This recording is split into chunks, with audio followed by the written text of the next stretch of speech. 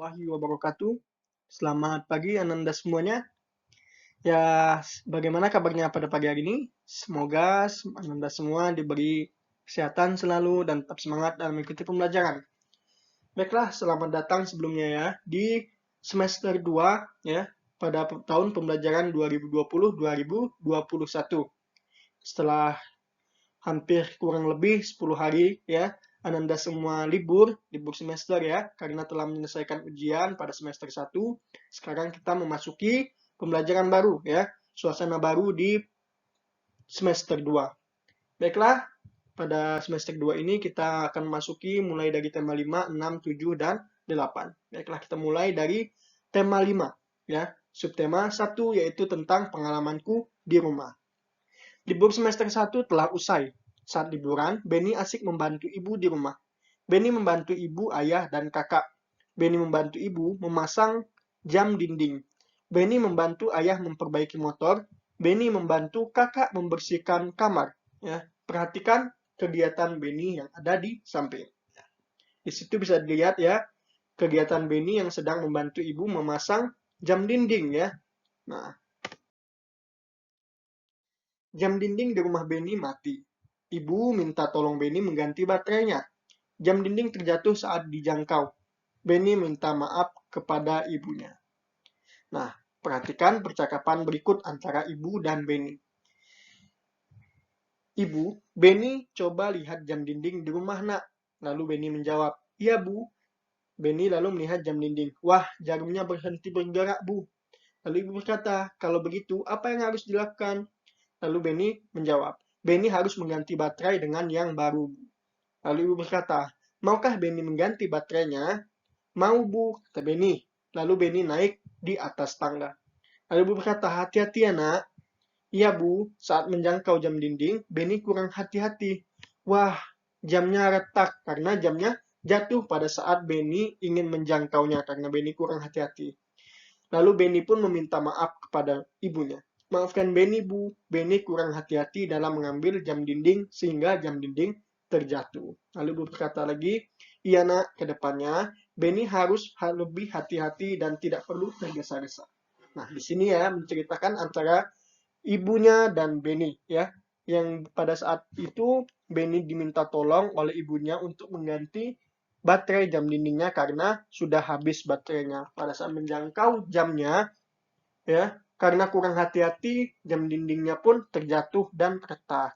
Ya, karena Benny tahu itu kesalahan diperbuatnya karena kurang hati-hati, lalu Benny pun meminta maaf kepada ibunya. Ya, jadi pada saat kita melakukan kesalahan apapun itu, ya, kita harus segera sadar diri dan harus segera mungkin untuk meminta maaf ya, baik itu kepada ibu ataupun kepada teman kita. Nah, setelah Bapak membacakan tadi ya percakapan antara ibu dan Benny, lalu jawablah 5 pertanyaan berikut yang sudah ada. Kita baca lagi percakapan antara ibu dan Benny. Ya. Maafkan Benny ya Bu, Benny sudah menjatuhkan jam dinding. Jam dinding di rumah menjadi rusak. Lalu ibu berkata, iya nak, tidak apa-apa. Ibu sangat berterima kasih karena kamu sudah menolong ibu. Lain kali, hati-hati, kamu tidak perlu tergesa-gesa. Itu tadi adalah kalimat ungkapan permohonan maaf yang Benny sampaikan kepada ibunya. Jadi, apabila kita bersalah, seperti yang Bapak sampaikan tadi, ya segera minta maaf. Baik itu kepada ibu ataupun kepada orang lain. Nah, gambar berikut menunjukkan sikap santun. Sikap Benny santun kepada ibunya. Latihlah dirimu seperti Benny kepada ibunya. Benny menggunakan bahasa yang santun dan meminta maaf. Nah, poin pentingnya adalah pada saat kita meminta maaf, baik itu kepada ibu ataupun orang lain ya, usahakan untuk selalu memakai kalimat yang santun ataupun bahasa yang santun. Lalu perlakukanlah sikap kita sebaik mungkin ya, sehingga orang yang ingin kita minta maaf itu pun dengan senang hati akan memaafkan kesalahan kita. Mari kita amati gambar berikut. Benny teringat tugas dari gurunya. Tugasnya mengukur panjang benda yang ada di rumah. Benny ingin mengukur panjang jam dinding. Berapakah panjang jam dinding ini? Sebutkan alat yang digunakan untuk mengukurnya. Kita lihat di situ, alat yang digunakan adalah penggaris. Penggaris disebut juga mistar. Pernahkah kalian menggunakan penggaris? Sebutkan benda yang pernah diukur dengan penggaris. Ya, sebutkan satuan ukur yang ada di penggaris. Nah, kalau kita lihat satuan ukur yang ada di penggaris yaitu sentimeter ya. Bermacam-macam ya, ada penggaris itu panjangnya ada yang 30 cm, ada yang 20 cm ya. Dia beragam ukurannya. Nah, ada beberapa barang yang bisa kita ukur dengan penggaris ya. Lalu ada juga barang yang tidak bisa kita ukur dengan penggaris. Barang yang kita ukur dengan penggaris itu biasanya barangnya tidak lebih daripada 40 cm, itu bisa menggunakan penggaris, ataupun kurang dari 1 meter itu bisa masih menggunakan penggaris ya. Perhatikan percakapan ini. Bu, apakah nama satuan pada penggaris?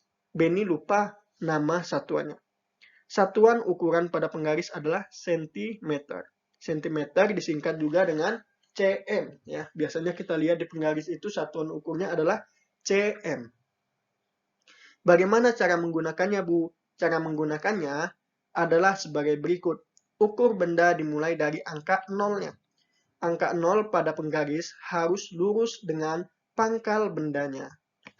Terima kasih, Bu ya. Jadi pada saat kita ingin menggunakan penggaris ya, jika ingin mengukur suatu benda, usahakan angka 0-nya tepat di atau berada lurus dengan pangkal benda yang ingin kita ukur ya. Nanti baru kita lihat di ujungnya itu panjangnya berapa sentimeter. Nah, kalian bisa mencoba di rumah ya, ukur benda yang ada di sekitar kalian. Mulai dari buku misalnya, pensil, ataupun tas kalian, atau apa saja yang bisa diukur dengan penggaris. Lalu tuliskan nama bendanya dan juga berapa ukuran benda itu. Nanti dikerjakan di buku tulisnya ya. Nah, setelah tadi mengukur ya, Benny pun ingin bernyanyi. Nah, ini adalah lagu Pelangi-Pelangi judulnya ya, yaitu ciptaan dari A.T. Mahmud. Dimulai dari nada C. Ya. Mungkin kalian sudah banyak yang pernah mendengar dan sering menyanyikan lagu Pelangi-Pelangi.